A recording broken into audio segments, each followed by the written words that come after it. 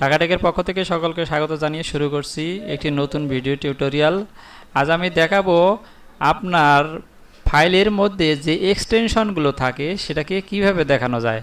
ফাইলের মধ্যে আমরা অনেক সময় বুঝতে পারি না যে এটা কোন ফরম্যাটে তৈরি করা আছে। যেমন আমি দেখাচ্ছি, আমি এই ফাইলগুলোকে এখানে লেখা আছে update windows, refresh, Microsoft Word, pop up link, up ইত্যাদি লেখা আছে, কিন্তু এর বাইরে কোনো এক্সটেনশন নাই। আজ আমি দেখাবো কিভাবে এই এক্সটেনশনগুলো অ্যাড করতে হয়। প্রথমে আপনাকে যেতে হবে আপনার পিসিতে, সেখানে গিয়ে দেখবেন পাশে আছে ভিউ ভিউ ভিউ ক্লিক করলাম।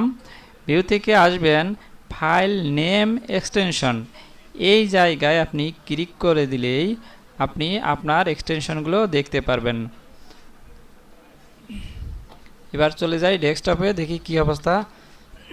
দেখুন, pop up link TXT, up PNG, refresh BAT, তারপরে বন্ধ হওয়া পিএনজি ইত্যাদি ফরম্যাটগুলো এখন শো করতেছে। আপনি যদি ডাউনলোড দেন যে কোনো জিনিস, সেই জিনিসটা কোন ফরম্যাটে তৈরি আছে, সিএসএসে নাকি এইচটিএমএল এ না অন্য কোনো ফরম্যাটে, সবগুলো আপনাকে শো করাবে।